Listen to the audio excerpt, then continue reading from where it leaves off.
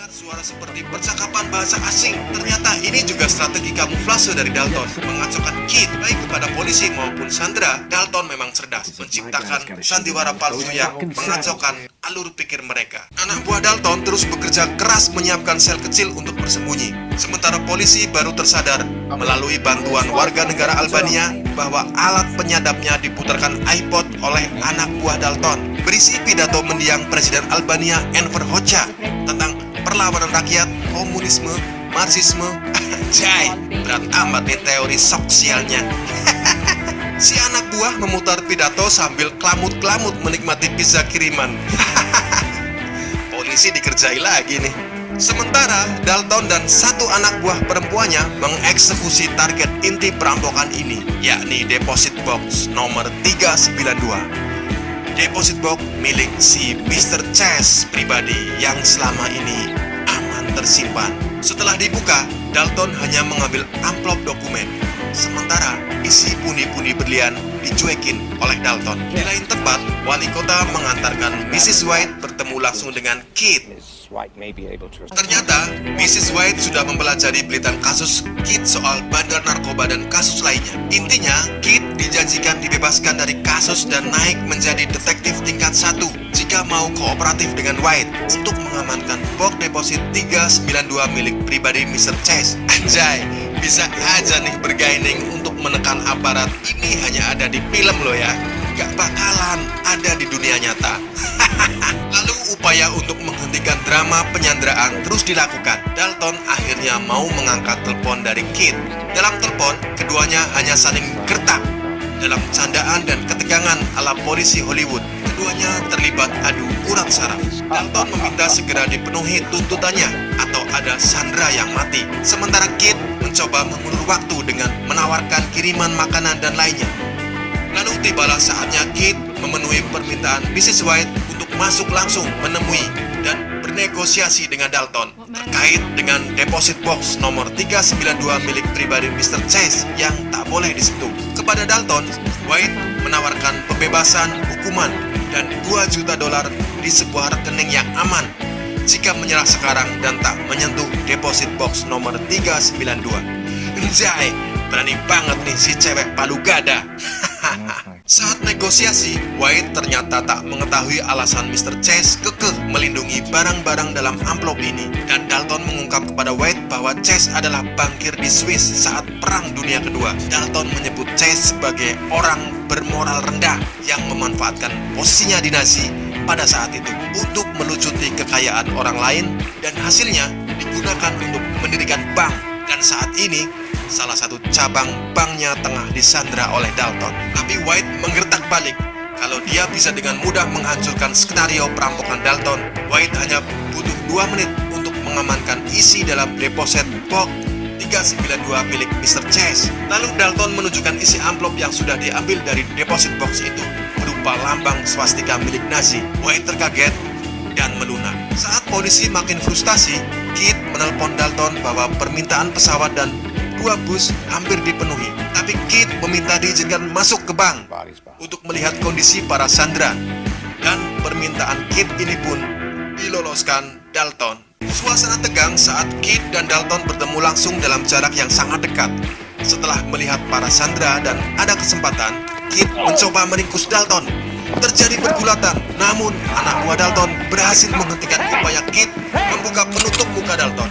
Hampir saja. Setelah dikeluarkan dari gedung bank, lalu mendapat telepon dari Dalton, Kit diminta memerhatikan kamera pengawas yang diarahkan ke gedung. Dan Dalton dan kawanannya terlihat mengeksekusi satu sandera. Sontak suasana memanas dan posisi Kit sebagai negosiator terancam diberhentikan dalam operasi ini.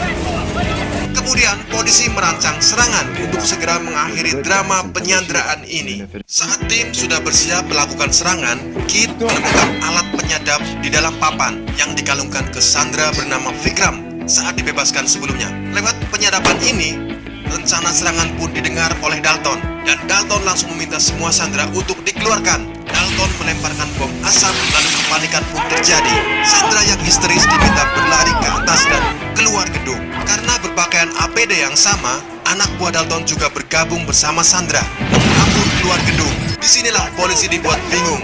Mana Sandra dan mana perampok? Polisi lalu masuk memeriksa kondisi di dalam gedung. Semua ruangan disisir dan tak menemukan apa-apa. Bahkan, tumpukan uang dalam brankas masih utuh. Senapan laras panjang yang ditemukan ternyata juga hanya senapan mainan. Yang mengagetkan, penembakan Sandra yang ditunjukkan melalui kamera pengawas polisi juga hanya tipuan. Karena ditemukan kantong dan kain dengan darah palsu.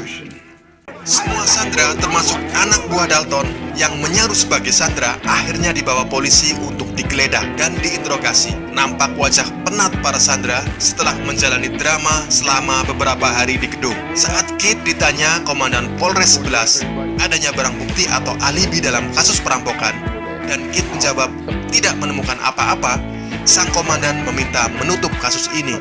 Namun Kit menyebut bahwa kasus ini berbau sangat menyengat, tapi sang komandan Polres meminta kasus ditutup. Sebagai semacam hadiah kepada Kit, kasus bandar narkoba yang membelit Kit juga dianggap selesai, dan Kit dinyatakan bersih dan bisa menjadi detektif tingkat 1. Namun dasar Kit masih saja penasaran, lalu memeriksa daftar safe deposit box dan menemukan kejanggalan. Tidak ada safe deposit nomor 392 sesuai daftar resmi bank Manhattan Trust Bank.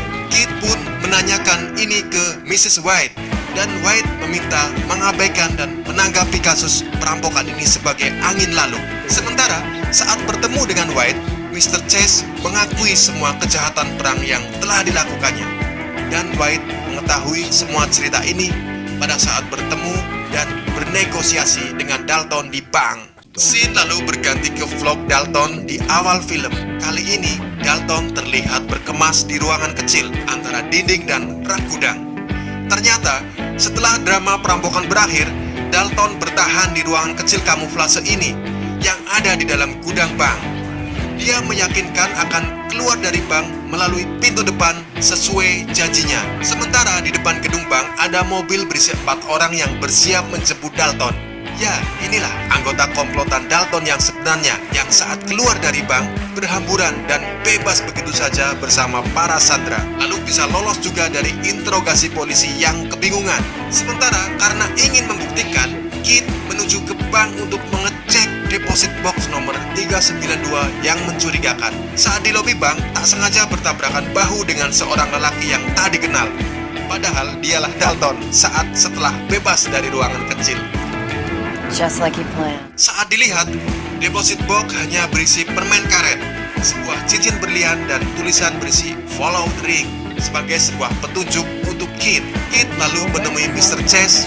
Keduanya saling menggertak karena Chase dipojokkan soal kasus perampokan bank miliknya yang janggal. Kit juga menemui wali kota yang saat bersamaan juga ada Mrs. White.